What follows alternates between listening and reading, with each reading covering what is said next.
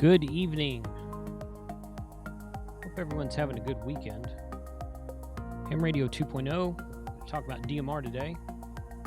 First time this year, I think, if I remember correctly.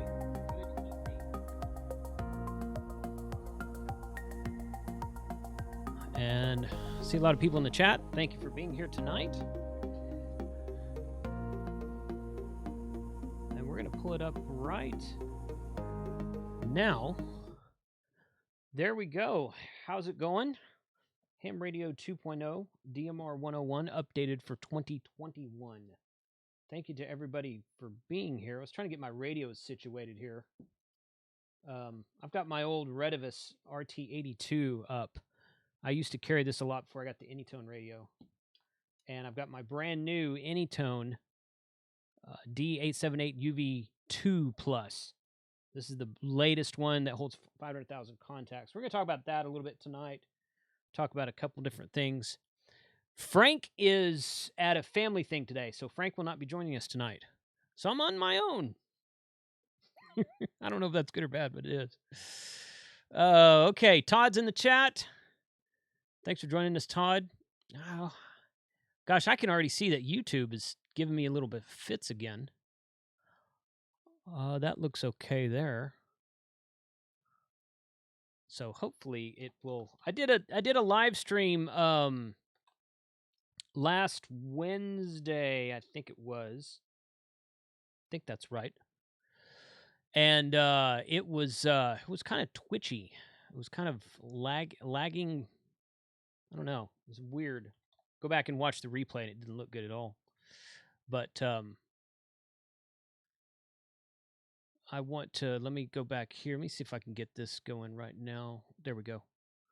So if, nope, kill that right there. So I'm multicasting to Twitch and Facebook. There's the Twitch link. So if it starts to kind of freak out on YouTube, hopefully it's okay. It looks okay right now. Tell me how YouTube looks, because I'm trying to watch like a bunch of different screens here. So Smooth it, Mark Dupois. I'm probably saying your name wrong, dude. All right. Smooth as silk today. Video was a tad max headroom-ish for a moment. Yeah, I think that's I don't know. I went back the other day after my lunchtime stream, which did that really badly, and I watched the Twitch stream, and the max headroom thing was going on the YouTube replay, but on the Twitch replay it was perfect. So something funky with YouTube. Yeah, it's buffering. So okay, well. Anyway, that's the Twitch. I just shared the link to Twitch. You can watch Twitch if you want to. You can watch from there. I guess YouTube's kind of, I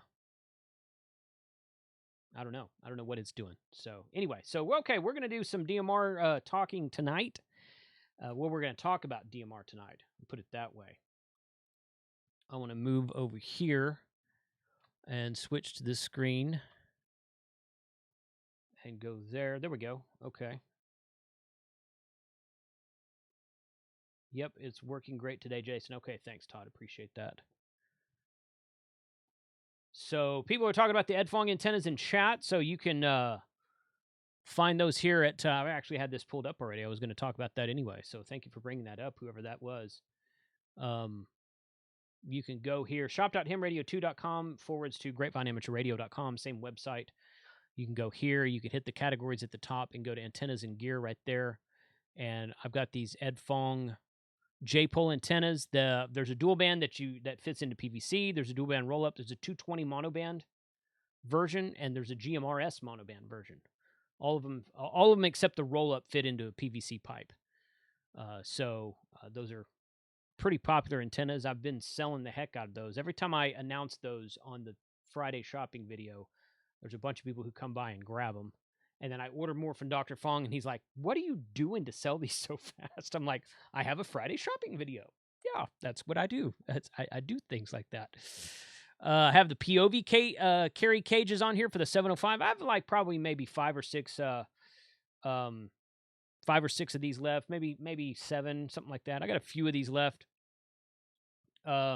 These guys will be coming on to my lunchtime live stream this coming Wednesday. My lunchtime live stream this Wednesday. These guys will be on here. So that's going to be a good stream. I think they've got some accessories that they've just created for this. I think there's a sun shield that goes over the top of it to kind of shade the screen. Some people say that the screen is hard to see in bright sunlight. So they got one of those. They got 1 or 2 other things. I think they got 2 or 3 new accessories for it, and they wanted to come on and talk about that. And I'm like, yeah, that's cool, because these have been really popular carrying cages for the IC705. Additionally, June 15th, Tuesday, I just got a blank calendar up here right now, but June 15th, Tuesday is when I'm looking to do my next, my POTA, my localized POTA event here. So a couple of weeks ago, I mentioned wanting to do a event at a local state park. I'm going to take my Buddy hex beam up and set that up. I'm going to take my IC705, my IC7300, and my FTDX10. I'm going to set it all up at a park, and I'm going to invite people locally to come out. You can sit down in front of one of the radios you want to, whatever radio you want to. You can activate the park. You can tinker with the radio, get to see what the hex beam looks like, that kind of thing. So going to look at doing that on Tuesday the 15th. So hopefully that will work out. Again, weather contingent. We were going to do that 2 days ago, and they've been calling for thunderstorms all week prior to that event. Turned out that day would have been really nice. Now the ground's kind of wet, so the picnic tables up there, or the shade trees might have been dripping water on us, something like that. I don't know. Might have been okay. Might have not been okay. Anyway, I decided not to do it because of just stuff. Just because the weather we've been having up here. Video isn't working for me on Twitch. Well, reload it, because I'm pulling it up. I'm looking at Twitch right now, and it's fine. That right there. Make sure here. Oh no, that's the wrong one. Let's see. Yeah, says it's going to Twitch. Oh man, you know what? I might have sent you guys the wrong link. Hold on a second. Yeah, I don't know. It keeps, but YouTube keeps buffering here. So I don't know if you're seeing the same thing, or if you're not, if you're seeing if it's working okay. I don't know. Started 9 minutes ago. It should be this one right here is where it should be. YouTube was buffering for me a minute ago, yeah. Without the plus on it. So I don't know. There's a YouTube problem. I don't know. It was doing that on a couple. I was watching, I think, Good Game the other day. He did his Wednesday stream. It was doing that Wednesday was my lunchtime live stream. It did that to him that night. Although it wasn't as bad on his as it was on mine. And then a couple other people were talking YouTube how it was weird also. So I don't know. I don't know what the problem is. But Twitch is working. I've got Twitch running right now, and if you pull up that link that I just shared, it'll probably start at the beginning. So if you just fast forward to real time, it should be fine. I don't know. So we're just going to press on. We're going to press on because there's nothing I can control about YouTube or Twitch, as a matter of fact. So, and if you know what, if this kind of bombs out, then maybe I'll do it again. Maybe I'll redo this one again if we got too much trouble with YouTube tonight. I don't know, but. Where is that? There's that right there.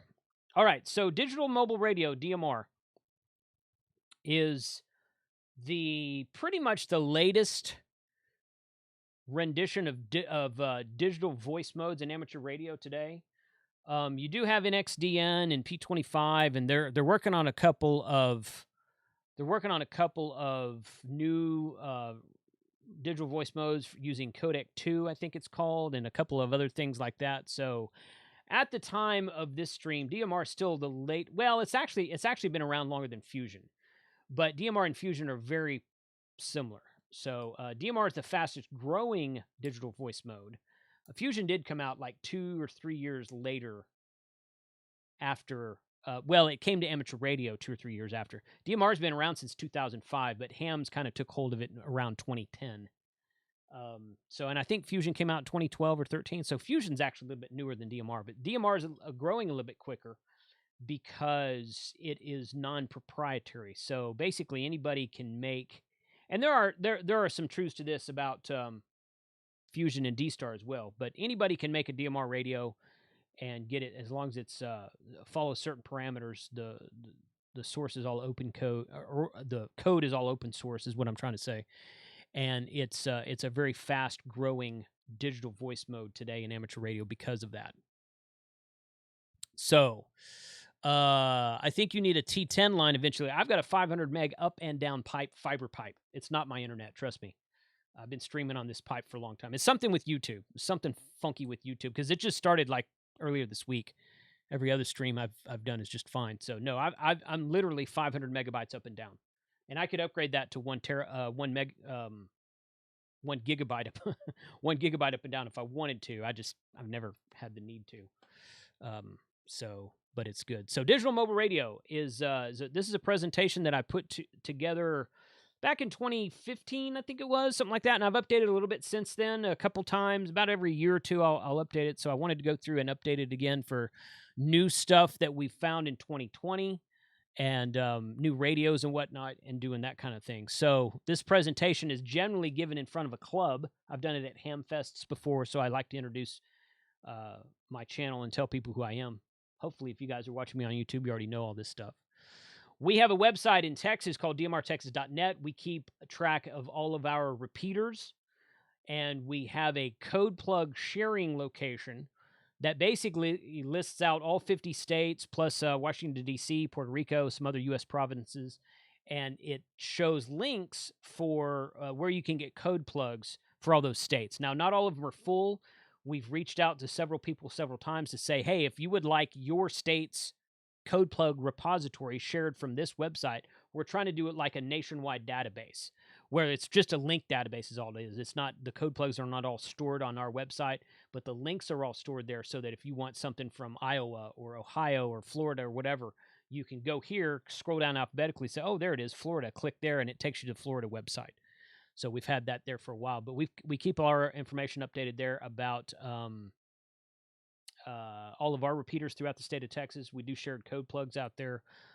We do have a mailing list that you can sign up for that's at the top right of that website. And then we run a weekly net at 7:30 p.m. Central Standard Time on our Texas statewide DMR talk group, which is talk group number 3148. It is not connected to Brandmeister 314. It's a completely independent talk group that was actually in Texas for about 5 years before Brandmeister ever came online.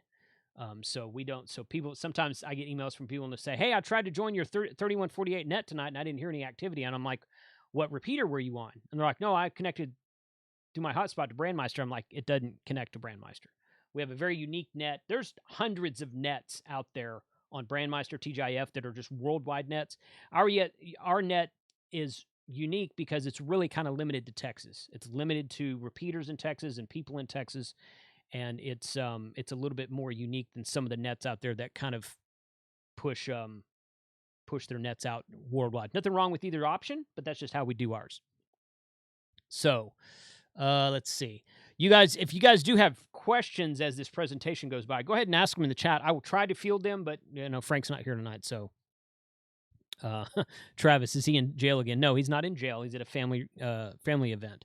So maybe that is jail. I don't know. No, I'm just kidding. So what is DMR? DMR is a digital mobile radio. It was ratified by the European Telecommunication Standard in 2005, and it meets the 12.5 gigahertz channel spacing for regulatory equivalency of 6.25 gigahertz. I'll get into that a little bit more later. Basically, 12.5 kilohertz in the FM world is what's referred to as narrowband. Typically, most of our analog repeaters these days are FM wideband, which is a 25 kilohertz bandwidth. And DMR, along with Fusion, along with D-Star, and most of all your other digital modes meet the narrowband standard, which is 12.5 kilohertz wide. So if you know bandwidth and frequency allocation and stuff like that is discussed in your technician, and in your general license upgrade talks about it as well, because now you're talking about CW bandwidth and a single sideband on HF bandwidth and all these kind of other parameters, and SSTV bandwidth and this kind of stuff. So a lot of those questions are covered in your ham radio exam. DMR implements two slot time division multiple access, which is basically old cell phone technology. Prior to LTE, prior to 4G, prior to GSM, there was TDMA. A couple of the networks still use CDMA. It's kind of similar, not really, but TDMA takes time division multiple access. It's 4-level FSK modulation. It uses forward error correction, which is a question on the extra exam right now. And its commercial ETSI and TS specs mean rugged performance and excellent service for RF congested urban environments. Equipment interoperability is certified through the DMR Association. So we're going to talk a little bit more about that later on in the presentation. So DMR Tier 1, there's 3 tiers of DMR, Tier 1, Tier 2, and Tier 3. Tier 1 is not used much in the USA. It's used overseas quite a bit. I'd say quite a bit. It's similar to... they call it DPMR or sometimes PMR or something like that. And it's similar to our FRS in the United States, except that it's an unlicensed digital mode. It's not 2 time slot. It's just single time slot. It doesn't require a license. You just go buy a blister pack of radios at your local hunting store, or maybe a Walmart or something like that, and use those unlicensed frequencies that's low power and whatnot to communicate with like family or people you're going camping with or whatever. It's typically used in European unlicensed DPMR 446 service. We can use it here. It's not illegal or anything like that. It is it's just a service that we don't really use much here, because it's similar to NXDN, but it's not really the same thing. It's just kind of like another flavor of digital voice mode over UHF, VHF bands.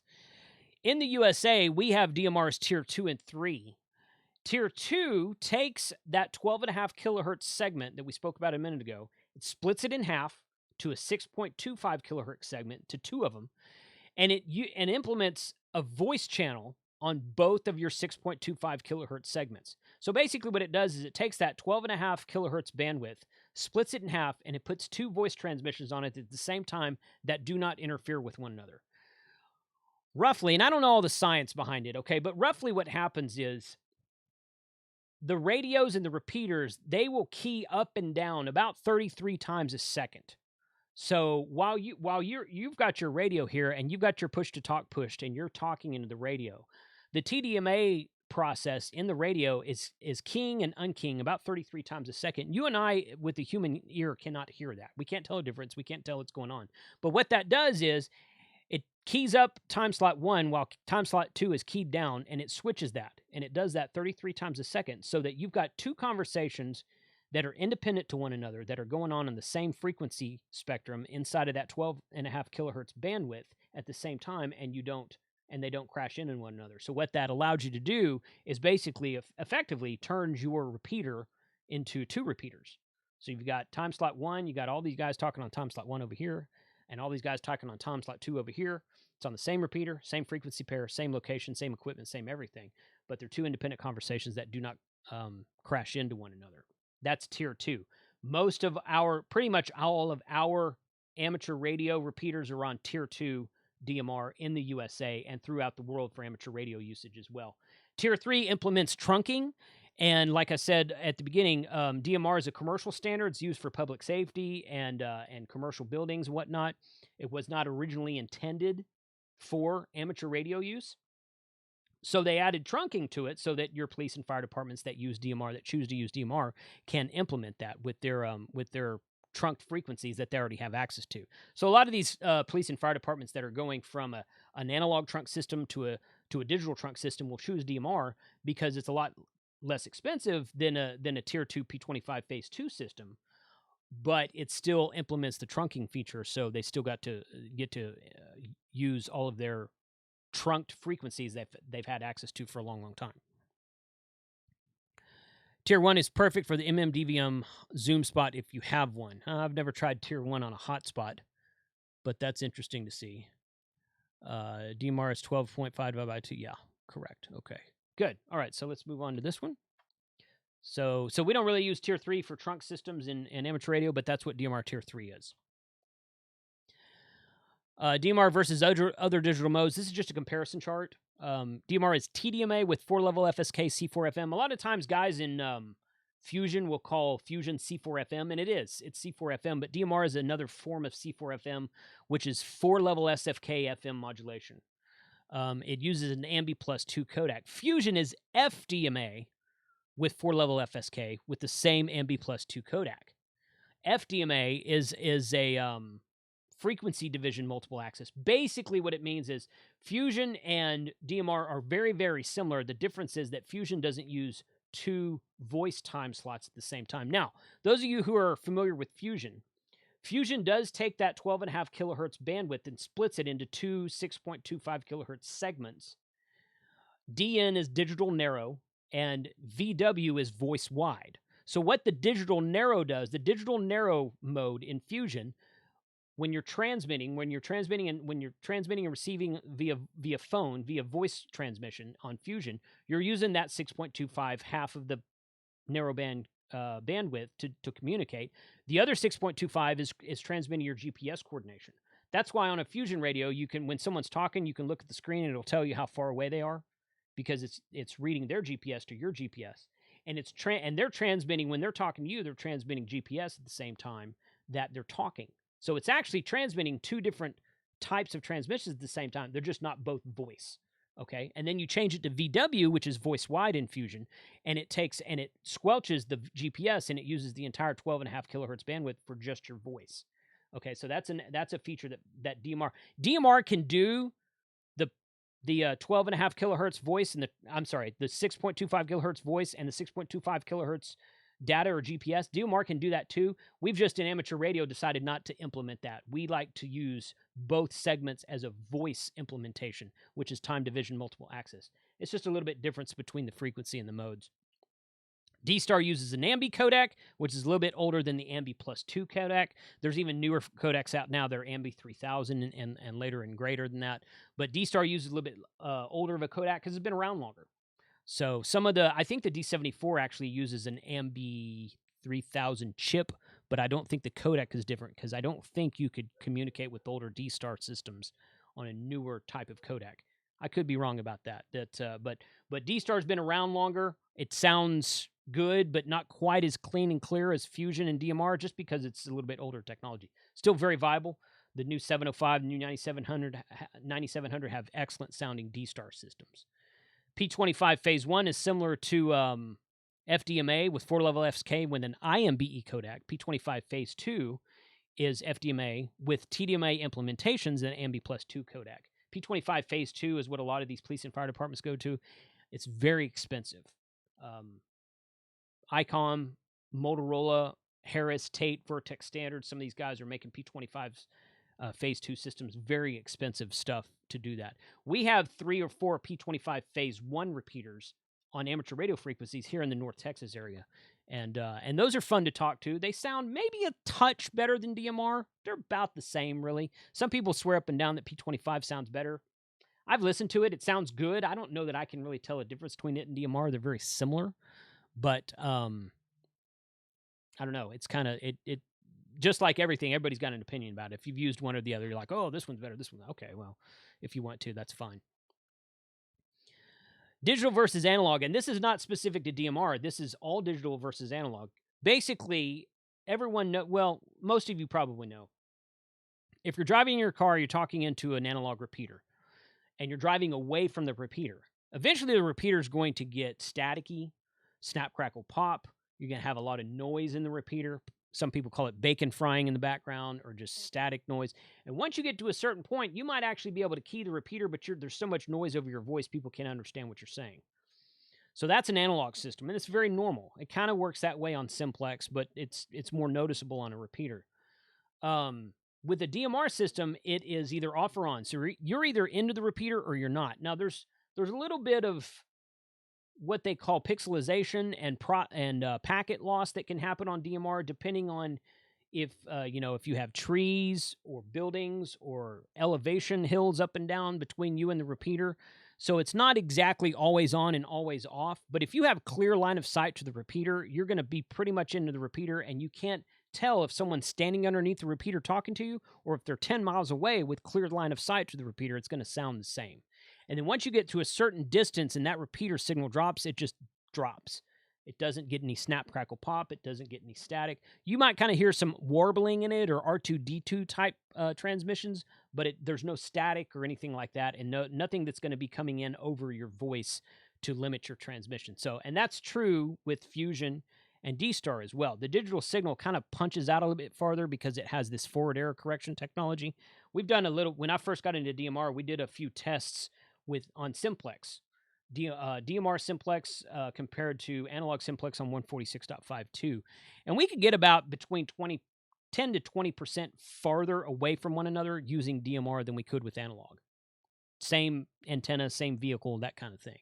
So it's a fun system to implement and to kind of test out like that if you ever have the opportunity to do it. This is a chart that my friend Kent, WA5YXS, gave me at one point in time. A 2-channel analog system, if you wanted to have 2 conversations at one time, you'd have to have 2 repeaters, combining equipment, 2 frequency pairs, and 2 sets of radios to have 2 conversations at the same time. With the 2-channel digital TDMA system, you have 1 repeater, 1 antenna, 1 frequency pair that uses both time slots, and you can have 2 conversations at one time. Just kind of a graphical representation of what I said a minute ago. There are different networks on DMR. And this is a thing that confuses a lot of people. TLNet, this one at the bottom right, is a C bridge. That's the Bridgecom version, the C bridge. That's the C bridge that I own my own C bridge. I have 30 repeaters connected to it. They're not all mine. 5 or 6 of them are mine. Most of them belong to other people. But the C bridge is one of the first implemented DMR systems in the United States. Brandmeister and the C bridge has been around since about 2009, 2010 in the United States for connecting repeaters. All of these networks are a way to connect repeaters together over the internet. That's all they are. So in other words, so think of it like your local area network at home. If you have a local area network, you have a router at home, you have several computers, you have your tablets, your phones, your TV, whatever, you have all this stuff. Well, you can't talk to your neighbor next door or across the city on their local area. They've got a local area network of computers and devices in their home. You've got one in your home, and you can't talk to one another over the network unless you somehow implement a way to connect those 2 houses together, which we commonly, the internet. The internet's how different locations connect together. But you can unplug the internet and still have the network running in your home, and your neighbor across the city can do the same thing, and you guys can't talk to one another without some sort of connection between those 2 networks. And that's basically what a C bridge or Brandmeister master server does. It connects different networks together. So the repeater being a network that people can talk into, and then connecting to another repeater over the internet, similar to Echolink, similar to All-Star, but in a digital system. So Brandmeister came along in 2015. TGIF came along a couple of years after that. DMR Plus has been around probably just about as long as the C bridge, maybe even a little bit longer. They implemented a lot of DMR Plus stuff overseas.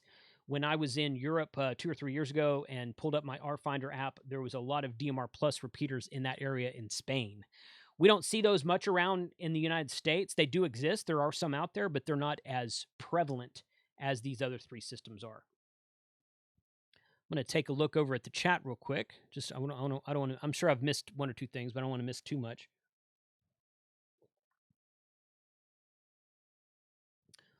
KG5 QFK just upgraded to General. Looking forward to working HF finally. Hey, congratulations on the upgrade. Is this like AmericaLink? AmericaLink, I believe, is an analog system. And so similar, yes. I think AmericaLink. They may have some DMR stuff implemented in AmericaLink, but a lot of these systems like NCTC and Freedom Link and all these stuff is systems that tie repeaters together. Sometimes they're analog only, sometimes they're analog and digital, so you can kind of tie different things into it. It's not exactly like that, but it's similar. By the way, I got distracted at the beginning because of the because the buffering that YouTube was doing, which I don't see it doing anymore. Hopefully this is working out for you guys. Anybody who wants to super chat tonight, I promise not to dance. Okay, there's a lot of these guys out there, Clubhouse and T.O. and Ape and these guys that are doing, they do this dance and this rhythm thing every time they get super chats. And I was like, I'm gonna start something new. Super chat, you're not gonna dance. I'm not gonna dance. So oh, it's all good. It's all good. I just like making fun of those guys because they're good sports about it. So go back over here. These are your networks here. So these are some examples of networks. DMR Mark is a C bridge. It was the first C bridge in the United States for connecting repeaters together. But there's a lot of C bridges that exist out there now that are not owned or controlled or any way administered by DMR Mark. I own my own C bridge. It's a piece of software that I purchased. It was a one-time fee. And, just like buying Windows or something, it's my system. I can do whatever I want to with it. So DCI Turbo was one of the first C bridges. The Lone Star Network, that was our first C bridge in Texas. DMRX, K4USD, Crossroads, these are all C bridges. Chicagoland is a C bridge. Rocky Mountain Ham is a C bridge. DMR Florida is a C bridge. Bronx Turbo. And then Brandmeister and DMR Pluses are different networks that are not C bridges, but they're their own networks. Brandmeister connects all their repeaters together via a piece of software called a master server, which runs on a hardware server or a virtual server probably in a data center.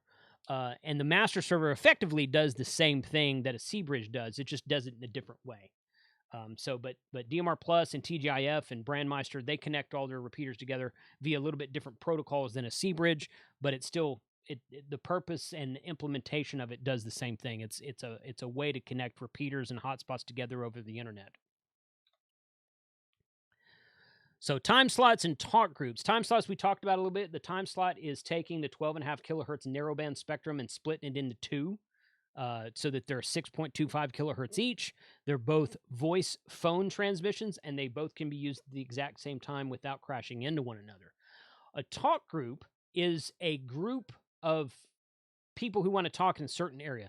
Talk groups, they're called reflectors in D-Star. They're called WiresX rooms in Fusion. Sometimes in Fusion, they're called FCS rooms through the hotspots. But these are all basically the same things. Talk groups and reflectors and whatnot are generally segregated by two different ways. Generally, they're either segregated by geographic location. So we've got a Texas talk group and an Oklahoma talk group, Florida, California, New York, this kind of thing. North America talk group, USA talk group, South America, Europe has a talk group. There's a bunch of talk groups over there. So they're either segregated by geographical location, or a lot of times they're segregated by language. So you've got your Spanish, French, German, Russian, Latin American talk groups, English-speaking talk groups. You can get a lot of Puerto Rico's got a couple of talk groups that are Latin American Spanish-speaking or Latin South American. That's what I'm South American Spanish rather than Spanish from Spain. So it's a little bit different. There's an English-speaking talk group in Tel Aviv, Israel, for English-speaking Israelis, but there's like that. So a lot of times they're segregated by language instead of geographic location. But generally speaking, that's how your talk groups are segregated. So a talk group is just a meeting place for people to go that want to talk. Like if I want to talk to somebody in California, then I'd connect to a California talk group. If I wanted to connect to New York, there's New York statewide, there's Bronx Turbo. There's New York Metro wide, City of New York Metro wide, a lot of stuff like that. We have a North Texas talk group here in Dallas Fort Worth. There's a Houston area Metro talk group down in Houston, and these are all geographically separated talk groups that people can connect to if they want to connect and talk to someone in that area.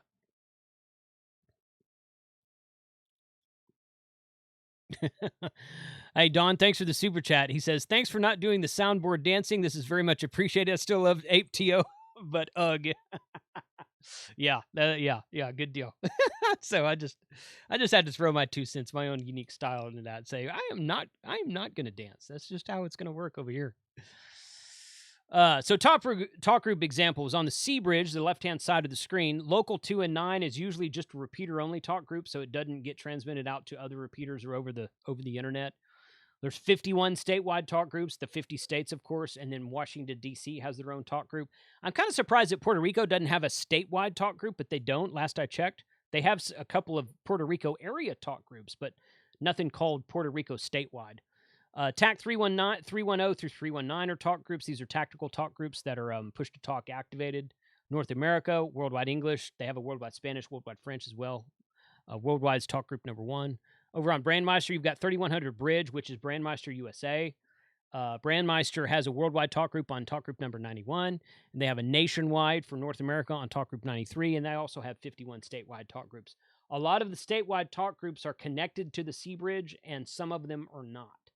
And generally speaking, the ones that are not are those that had systems in place prior to Brandmeister coming online in 2015, and they already had their system set up and going and stuff running. And then so Brandmeister came along and duplicated a bunch of talk groups and confused people is what happened. That's what happened with the Texas 3148 talk group. You know, we had a talk group in Texas for 6 years before Brandmeister ever existed. So when Brandmeister came online, they created the talk group that was the same number as ours on their network. And everybody was wondering, how come these guys can't hear us over here? How come we can't hear you guys? How come this and this? I was like, well, because this talk group was already in existence and Brandmeister recreated it and confused everybody is what happened. So I don't mean that to say anything disparaging towards them, but it would have been a lot easier if they would have just not created statewide talk groups for those that already existed and were there before they were. So they kind of stepped on some toes like that. I'm not going to get into that really. It works out okay today, but it still confuses a lot of people because I get a lot of email and comments on my videos that I talk about DMR. They're like, how come I can't reach you on 3148 on Brandmeister? I'm like, well, I don't listen over there because I listen to the original 3148. That's the one I'm normally talking on, which is just in Texas, primarily. There's a couple of repeaters outside of Texas that have it, but not very many.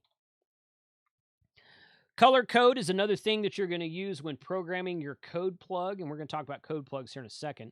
Color code is basically a digital PL tone.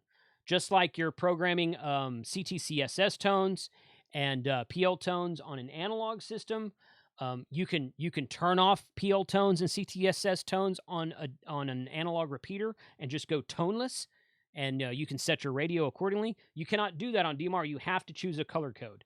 I don't know why they call them color codes. It's probably an old networking term from way back when. But color codes is just 0 through 15. There's only 16 options, 0 through 15. You just set it on the repeater and you set them on hotspot now too.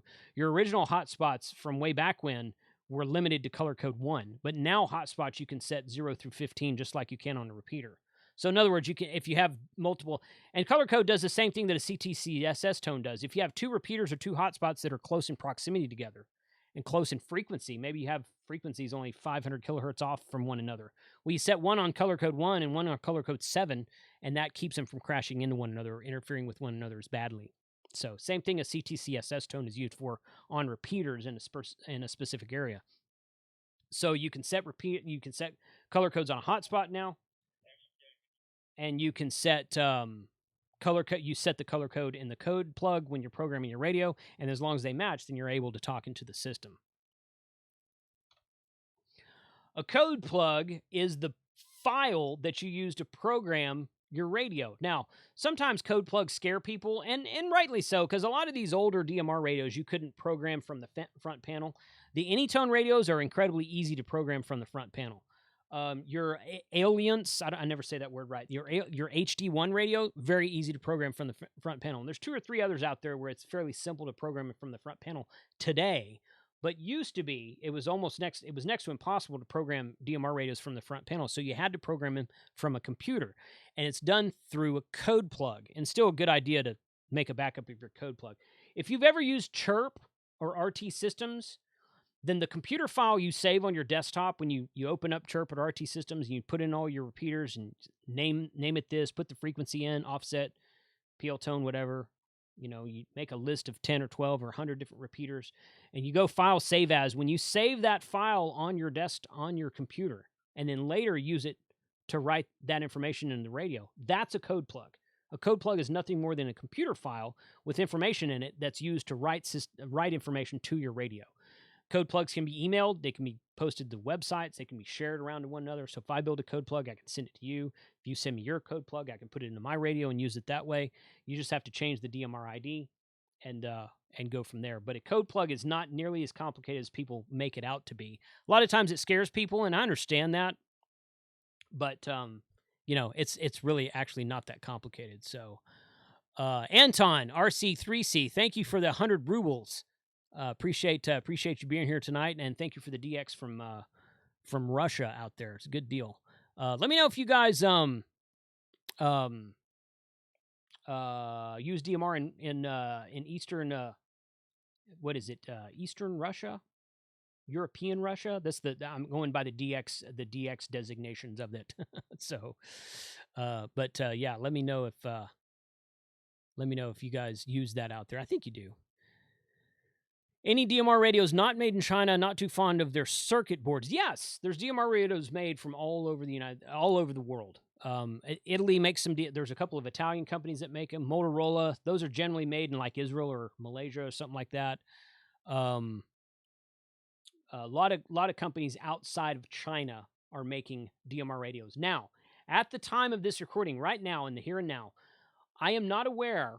I'm pretty sure I'm going to be right when I say this because I do a lot of research for DMR radios. There is no such thing as a dual band DMR radio that's not made in China. I've never seen a dual band DMR radio that's not made in China.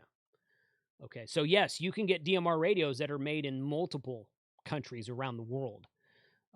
But in fact, I've got a slide here I'm going to show you in a second that shows you a list of them. Hytera is Chinese. Hytera is not Japanese. Hytera is one of the best Chinese companies out there, but they're a direct Motorola competitor from China. So you've got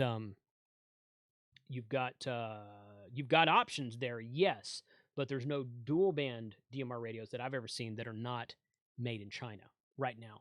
I would not be surprised to see something come up one day, but as of right now, that is true. Simplex. So if you guys have ever been to the Dayton Hamvention, those of you coming to Huntsville in August, if you ever been to Orlando Hamcation, take your DMR radio and turn it on Simplex and listen to all the traffic. There's a lot of people using DMR Simplex. When DMR was brand new, it was theorized, incorrectly I might add, that you couldn't use DMR on Simplex. This is simply not true. You can use DMR and Simplex. You do not need to use a repeater. You do not need to use a hotspot. You do not need to use the internet. You can use DMR on Simplex just like you can use any other radio that transmits an RF signal on Simplex. Okay? So Simplex allows you to talk radio to radio with no network in between you. No hotspot, no repeater, no nothing. Okay? The generally accepted parameters, I should say, for Simplex is these 4 UHF channels and 2 VHF channels. We use talk group number 99, color code 1, and time slot 1. Now, you can go and use a different color code, a different time slot. You can go and use a little bit different frequency than this. And you and your buddies can kind of set up your own Simplex channel. And it's not encrypted. It's not scrambled. It's not secret, but it'll probably nobody was going to hear you there because nobody else is listening over there for that. But if you want to talk to people, which most of the time at Dayton Hamvention, that's what we're doing. We're all talking to one another. There's 100 people on all 4 of these UHF frequencies. If you want to talk to people, these are the generally accepted parameters that you would set in your radio. And I've got these 3. I just call them Simplex 1, 2, 3, and 4 in UHF. I've never used the VHF frequencies. But the UHF frequencies, I just call Simplex 1, 2, 3, and 4. And in fact, I've got 2 other Simplex. I've got one that I call Simplex 0 and one that I call Simplex DFW or something like that. And don't hear much activity around here, but we certainly hear a lot of activity when we go to larger ham fests. Let me see that there. RTCY. Please do a video on how to add networks to a Pi Brandmeister like your Texas network and the All-Star network in Europe. Thanks, KN6JVS73. Thank you for the $5 super chat. I'm not sure I understand exactly what you're asking. Send me an email, and let me, and we can trade some emails, and I'll see if I can put together something for you. kc5hwb@gmail.com. I'm good on QRZ. Send me an email and let me know exactly what you're talking about. And if it's something I understand and know how to do, I will certainly make a video for you. Question: are there dual band hotspots that do translation? Yes. Yes, there are. There are dual band hotspots that do translation. Let's see. Anton. So FSB. Oh, okay. Y'all are talking about the Russian stuff. So for home usage, Simplex 1 time slot is really one. Yeah, if you're using home usage, you can. The cool thing about a dual time slot hotspot is you can monitor 2 active talk groups at the same time. So yes, you can absolutely do dual band, or not, well, dual. Okay, you said dual band. Do you mean dual band or do you mean dual time slot? Because there's 2 different things. I read dual band, but I'm thinking dual time slot. So I get confused on it. Are there dual band hotspots that do translation? Yes. So you have dual band hotspots that'll do VHF and UHF. Okay. And you have dual time slot hotspots that'll do time slot 1 and time slot 2. Most of your hotspots are 1 time slot and they just use time slot 2. But you can get dual band hotspots, and most of them will have 2. Let me switch over here. You guys get a little bit better look at that. Most of them will have 2 antennas. Your dual time slot hotspots usually have 2 antennas, and they use an offset just like a repeater does. I've done some videos on this. You can go look up all the hotspot videos on this channel. This is a DX Mini. These aren't in production anymore, but this is one of my favorite hotspots. Your single time slot hotspots are similar to this TGIF spot that only have the 1 antenna. Okay, your open spot, the open spot from Shark RF in Estonia, is a single time slot hotspot. This is a single time slot hotspot. And some of them are dual band and some of them are not dual band. So it just kind of depends. You've got to look that up for whatever hotspot you're wanting to do, whatever hotspots in your price range. Go to tgifspot.com. Those are some of my favorite hotspots that are out right now. RFinder makes a decent hotspot that is dual band. In fact, he's using the quad band board. His board actually has 220 and 900 on it. So he's has 4 bands on the RFinder hotspot. Now, you're not going to find any 220 DMR radios, but you can use that hotspot for D-Star and use a D74 to talk on 220 D-Star.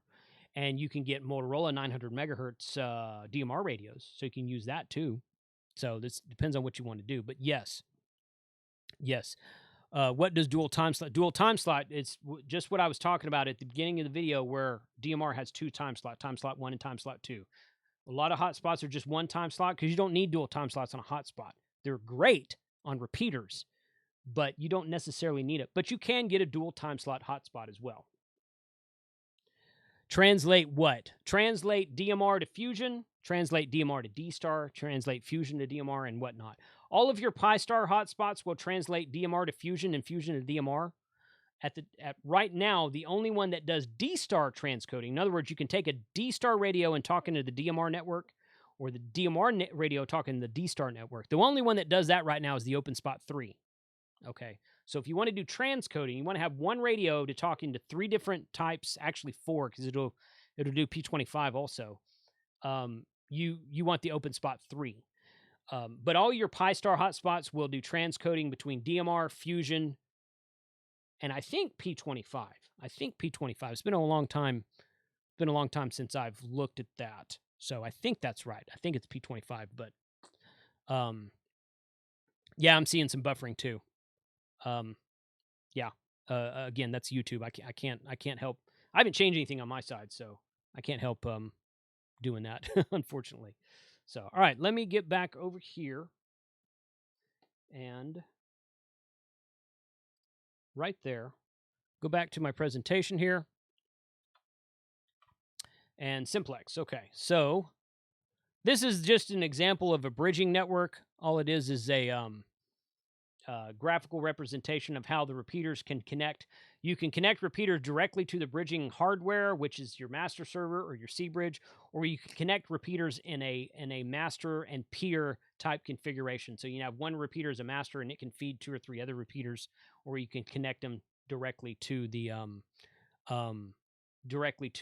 master server or directly to the C bridge or something like that. Let's see. So you can do that there. Somebody asked about DMR radios made outside of China. This list is probably about 2 years old, okay? But this is a list that I compiled, and I haven't updated it yet because there's so many more out there. It'd take me forever to update it. This is a list of all the companies that make DMR radios, or it was back in like 2017 or 18.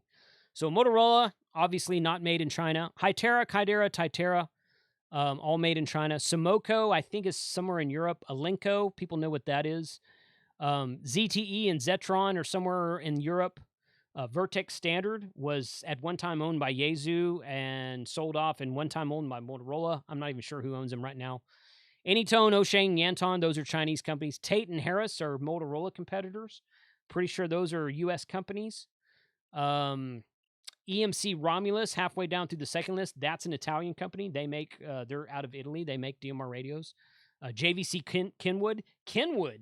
Kenwood out of Japan makes DMR radios. Now, they're all commercial grade radios, and they've all got the commercial price tag on them. But Kenwood, the Kenwood that we all use in our amateur radio world, that same company makes DMR radios. It's called the NX series, the Kenwood Next Edge or NX series, NX 5800, NX 5500, I think.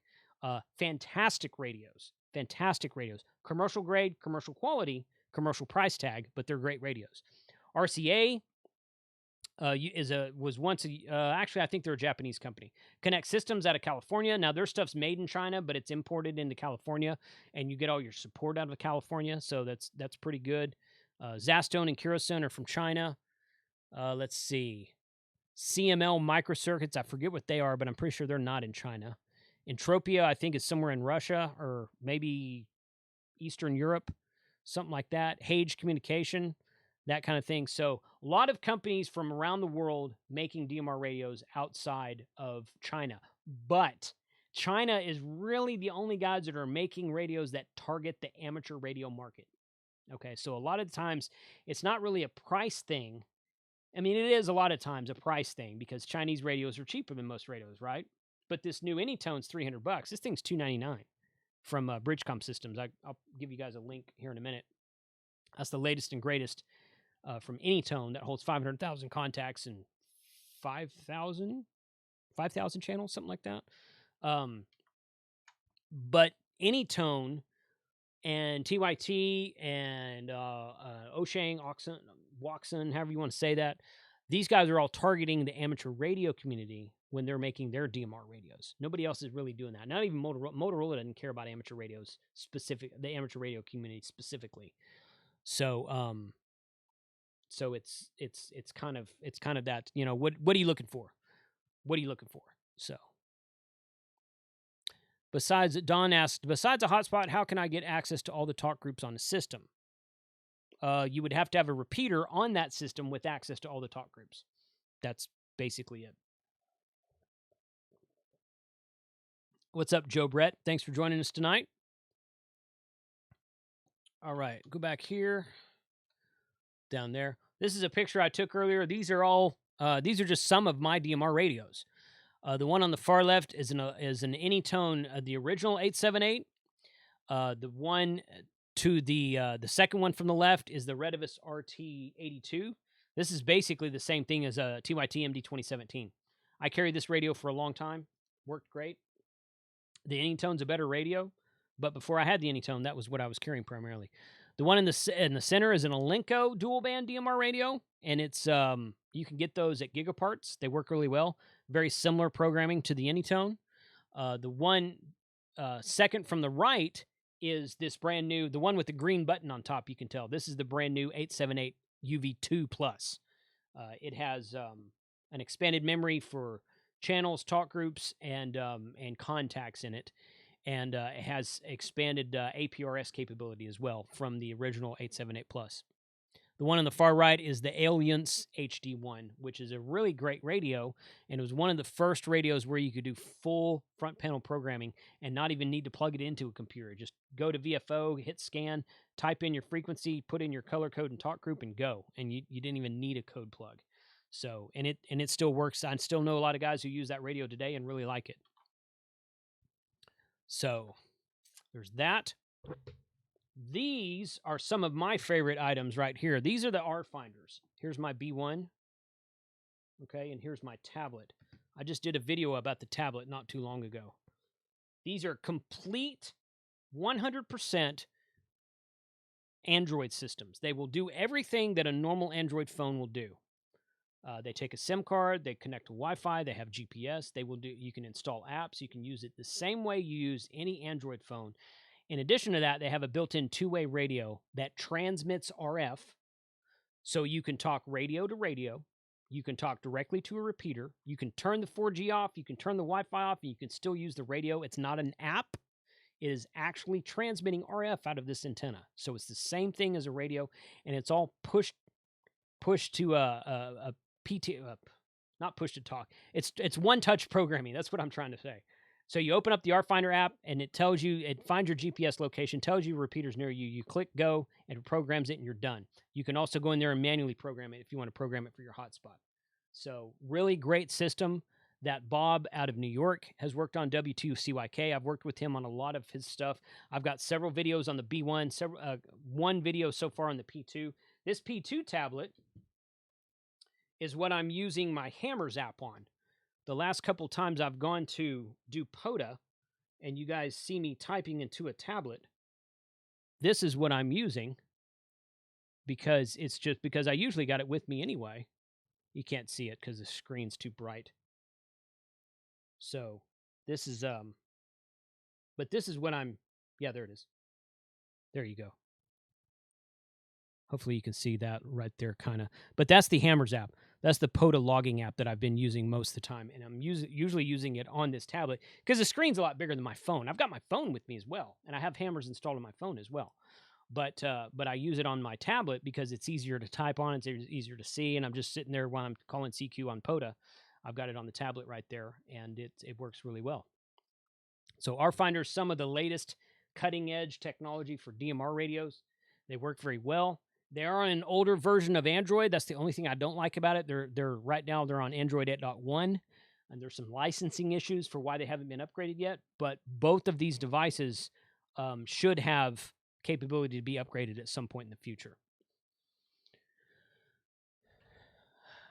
And then right there, this is a closeout slide that I have.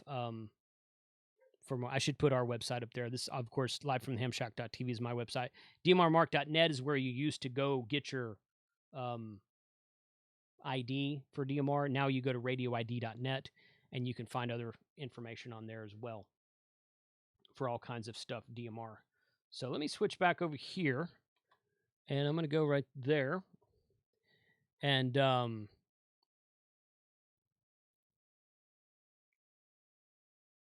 Ham Radio Hobo, what about the visually impaired no screen reader? On what? What are you talking about? If you're talking about the RFinder, the Android app itself, the Android platform itself has lots of screen readers, so I'm not sure what you're talking about there. DroidStar cannot connect to server. Error message appears like this when DroidStar is an app. It's not a true RF way to communicate. It still works. It works fine. I've never actually used DroidStar, but I've read about it. I think it's probably okay, but I'm not real familiar with DroidStar. Yeah, I can see it's buffering again. Stupid YouTube. All right. When I took the test, it was all FM. Yeah, there are some, I think that there are some DMR questions on the very new question pool. On the very new Tactician question pool that just came out last year. I think there's new, or no, 2 years ago now. I think there's new DMR stuff and D-Star, or maybe just general digital voice stuff. I don't know. But some of them, yeah, some of them, I'm starting to see some stuff on the questions and tests and whatnot. I'm not sure how much of it actually is still out there. It's sunrise in Moscow, 4 a.m. Well, thanks for being here, Anton. Thanks for spending the early morning hours with us. So, but anyway, that's the DMR stuff there. So what questions you guys have, if any? I saw a couple. Tried to answer the ones I could.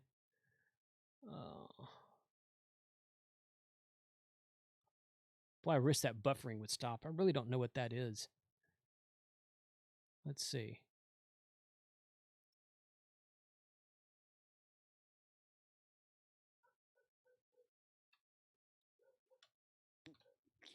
Let's see if I can do this here.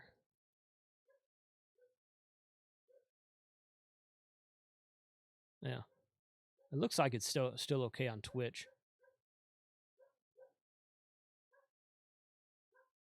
Huh. Anyway. 3 a.m. in Poland. Are you in Poland? Hey, cool. Can you mail me one of those radios that you don't use anymore? Well, generally one of these generally I keep all these radios and I do reviews on them. Well, I do testing with them after I do reviews on them. Let's see. Best resources to get started. Ron started in DMR. There's quite a few videos on this channel. There's a lot of videos on YouTube overall. Smoking Ape has a lot of really good DMR videos. I would go to YouTube, honestly. There's a lot on this channel, but there's a lot out there that's on other channels as well. That's where I would go. Let's see. Just made me realize I need to do a change of address than ULS system. Aha. Less buffering on the presentation screen. I thought I noticed that too. I don't know. I wonder why that is. Let's see. What things we need to get into DMR? You just need a radio. You need a radio, and if there's DMR repeaters around you, all you need is a radio. If there's not DMR repeaters around you, you need a radio and a hotspot to get started. Why do you prefer DMR? I prefer DMR because at the time, the choices were D-Star and DMR. When I got into digital voice, the choices were D-Star and DMR. D-Star was older technology, and DMR was easier for me to understand. Now, I understand a lot more about D-Star now than I used to, but at the time when I first started getting into it, back in like 2013, I thought DMR was easier to understand. I thought it sounded better because it was newer technology, and this was before Fusion came out. And my main gripe about Fusion when it came out was the AMS mode. I don't like Fusion AMS. I think AMS mode is a complete waste of time. There's a system here in North Texas, Don, that you might have heard of called the Texas Nexus, and it is Fusion repeaters around the North Texas area and down to Austin, San Antonio, and out to Houston that are digital only. They do not ever go into analog mode. They just run in digital only. It's a fantastic system. It's a really good digital only Fusion system. And since they got rid of the whole switch back and forth automatic mode select for AMS mode, I think that's the best way to implement Fusion. I never did like that AMS mode on Fusion. Let's see. Hobo. So I've heard from hams on the Blind Hams server talk about radios that do not have voice chip to help the blind navigate. Yeah, there's a lot of radios that don't have a voice chip. That's true.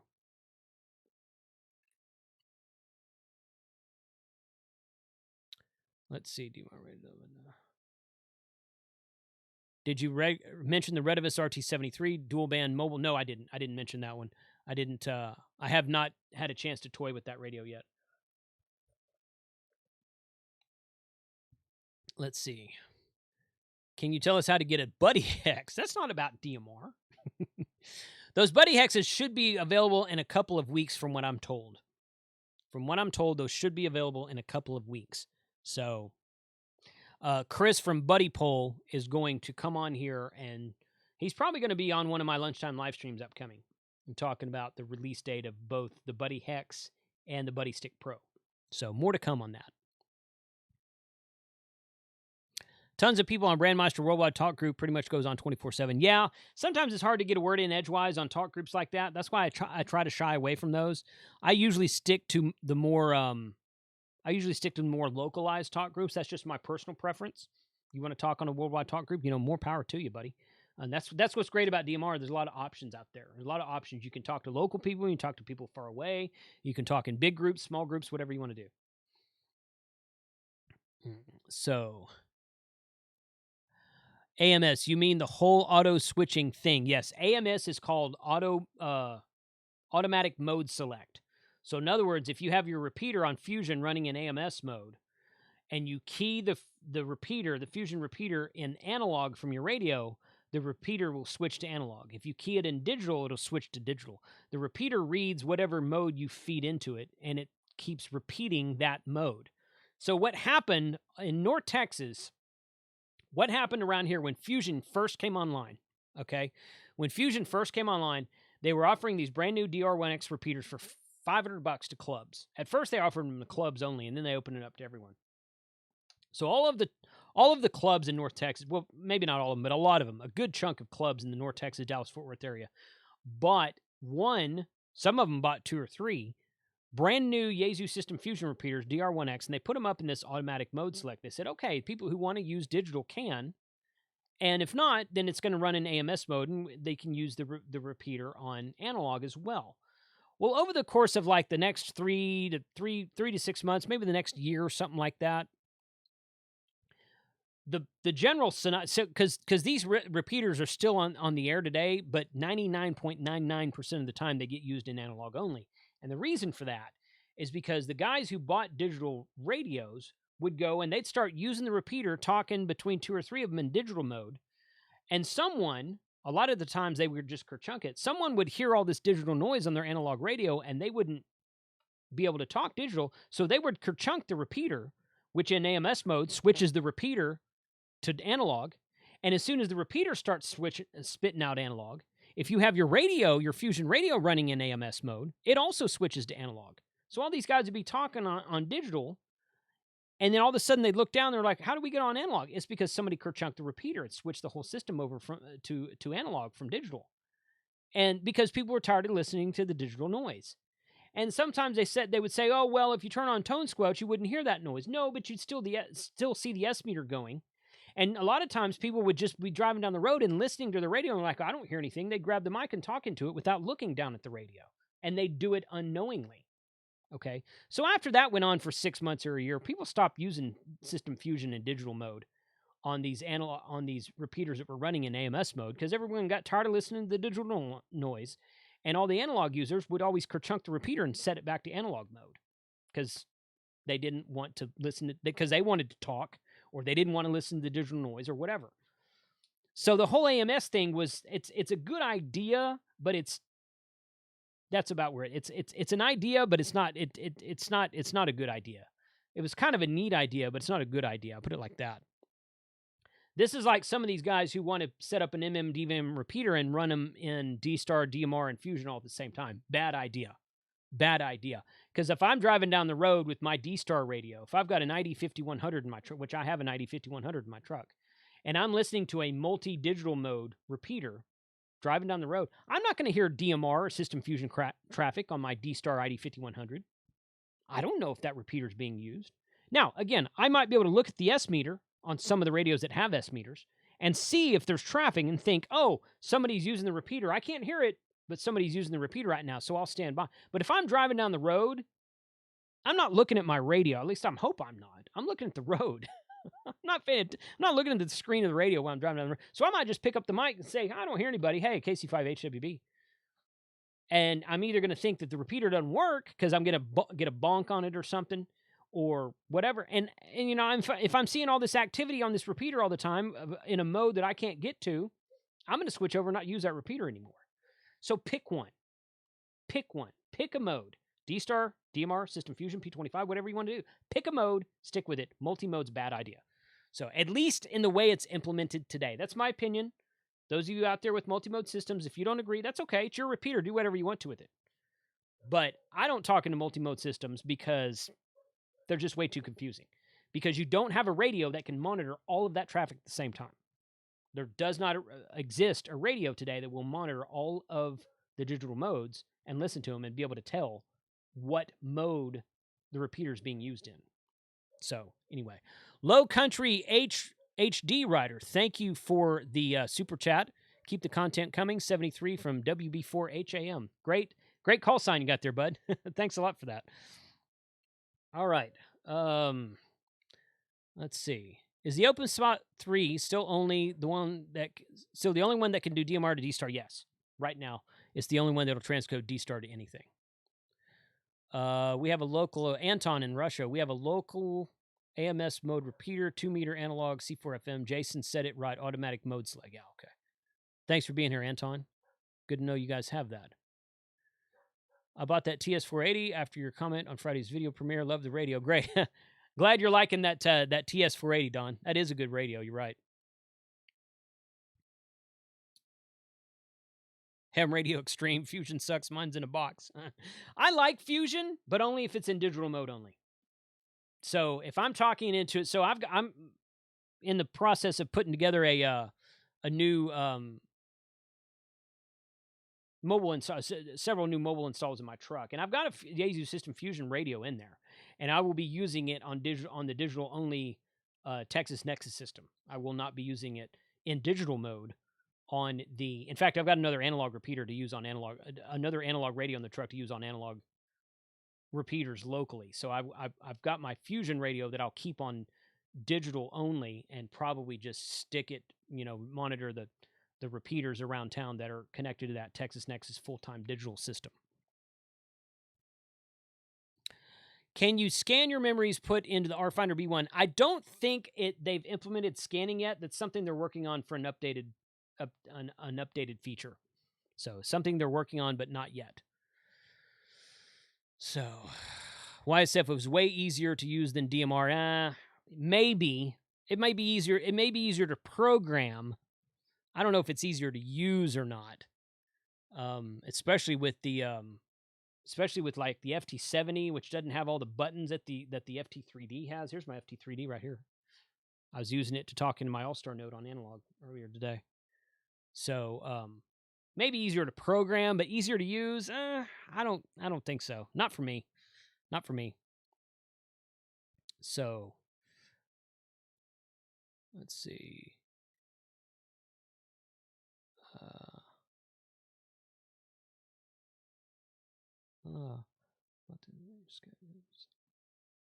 Yeah. Okay. Cool. Yeah, I know it's buffering. I don't know what to do about it, guys. It's the second time this has done this to me. It did it to me on Wednesday, and that entire YouTubers Hamfest last weekend, I streamed for 2 separate hours on. Well, no, I streamed for an hour on Friday and then 4 hours for the happy hour that night, and I streamed for an hour Saturday morning and for like 2 hours Sunday evening. I didn't have any buffering at all. So I don't know if I just broke YouTube. I doubt it. But I don't know. I don't know what, because I haven't changed anything. Nothing's changed on my end since that weekend. And I had 0 issues that weekend. Mr. YouTube needs to fix his server. Yeah, I think that's it. Oh, according to Down Detector, YouTube is having issues. Okay, thank you, Ron. Yeah, that was what I found the other day after it was buffering on Wednesday. I went and looked it up, and I'm like, oh yeah, I found several. I don't remember if I looked at Down Detector or another website or something like that, but I found a lot of reports online saying that YouTube servers were having issues. So I don't know. Need to find your Twitch feed. Yeah, go to twitch.tv/KC5HWB, and it should be the live video that's right up there. I've got it right here. Yeah, there it is right there. So anyway, all right, guys. Thank you very much for watching tonight. I wish I'm going to go back and watch this on a replay. And if there was too much buffering and max headroom stuff going on, I might try to do this again in the future after YouTube gets their crap together. I don't know. But yeah, I'm sorry if it was buffering tonight. Not really, not a whole lot I can do about that, unfortunately. Especially if it's on the YouTube side. But let's see. I have where did I get this is a lot of times I get emails and comments on videos from people about what is my favorite DMR HT. My favorite DMR HT currently is that one that just came out from Anytone that I just linked in the chat. It's this one. It's this 878 UV2 Plus. It has the most features. It has the most memory. It has the most everything. Biggest battery. Best screen. Now, the screen on the Anytone is very similar to the screen on the BTEC 6x2 and the Alenco radios. Oh, okay. The video has no issues at all on Facebook. Yeah, that makes sense. Yeah, I'm streaming to Facebook, Twitch, and YouTube right now, and it looks like YouTube's the only one having trouble that I can tell. That I can, as far as I can tell. So, But that's that. So hopefully YouTube gets their crap fixed. I don't know what's going on with that. But that's my favorite DMR radio right now. Please try to change the resolution to lower. For example, if you're using full HD or 4K. I am running full HD. You can't stream to YouTube in 4K, at least not yet. And since it's working on Facebook and Twitch just fine, it's not anything I'm doing. So I don't want to stream in a lower resolution. Because it's, especially if it's if it was buffering everywhere, then that'd be different. That might be something on my end, but that's not what it is. What P25 radio do you recommend? I've got an EF Johnson P25 radio, and I've got a mobile radio, the Kenwood NX5800 mobile radio. Motorola makes a couple. They make an XTL series mobile radio, XTS handhelds. I would get on eBay or something, or maybe QRZ swap forums, and just search for P25 radio and find something in your price range. Motorola makes a good one. Kenwood makes a good one. Icom makes P25 radios. I don't own any Icom P25 radios, so I'm not familiar with those model numbers or anything like that, but Icom does make P25 radios for the commercial world.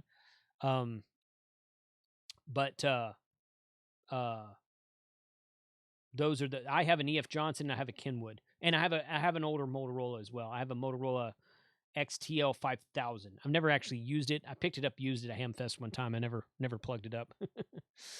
But yeah, so I can't get Twitch to work on yours. All my other Twitch channels are working. I don't know what to tell you on that, because I'm watching my Twitch feed right now. I'm talking about, well, I've got it rewound. I went back and looked at it. In fact, yeah. Yeah, I don't know. I don't know about that.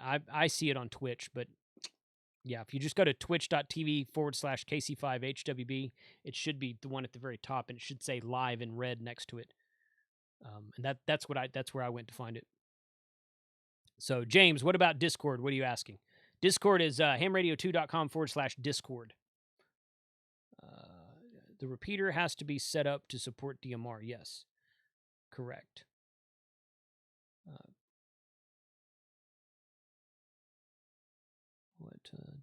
That's good. Okay. All right, guys. So I'm going to shut it down. I would stay here and talk to you, but obviously YouTube's having issues, and there's nothing I can do about that. So,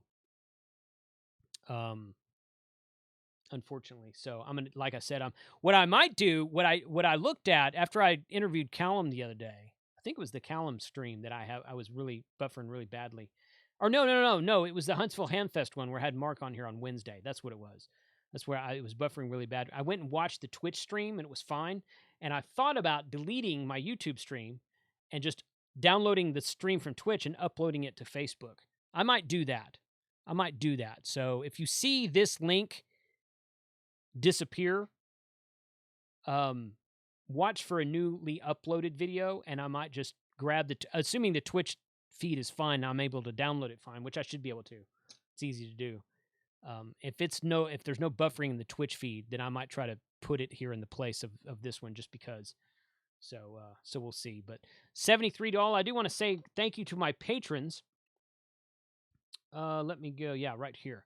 So I got a couple new patrons this last week. Rob, KD9SLH, and Scott Sheable, I think is what it was. Michael Burkett, I think. He was in there as well. In fact, I updated that file, but it's not showing as updated. But let's see. See if I can do that real quick. But thank you to the patrons for sure, because you guys make the channel possible. All of the patrons get a first look to my there it is right there. Michael Brennick. He was the latest one there at the top left. All the patrons get a first look at my videos. I post them on Patreon, or I post them up to YouTube in a private manner and share them to Patreon. I share them to my YouTube channel members anywhere from a day or two in advance to a week. I try to stay a week and a half ahead, and I fell behind back during the winter storm in Texas and my 2-week-long POTA trip in April, and it's been kind of a crapshoot about whether I'm getting stuff up there on time. But the patrons do get first access to it, And we had our first Patreon meeting with most of my patrons at the 825 tier and higher last month, and we're going to do that again middle of this month, probably maybe on a Saturday this time. I haven't decided which day to do it yet. So thank you to all the patrons who help push the channel forward, make it possible. The first round of Patreon challenge coins went out this week, so it's not all of them. That's I'm gonna have a lot more challenge coins to patrons go out, but the first round went out this week, and then I got some new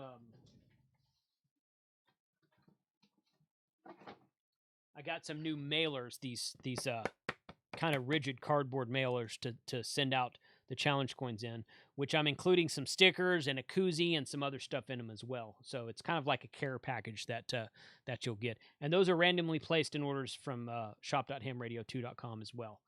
So 73 all, thank you for being here tonight. I appreciate everybody sticking through the buffering issue.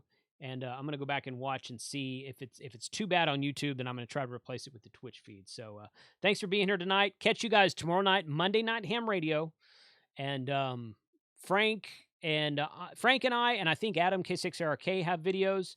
And then the night will close out with Temporary Offline. Steve's got his ham nuggets thing that starts at 7 o'clock. So 73, be watching for those links on all of our channels. And we'll catch you guys tomorrow night on Monday Night Ham Radio.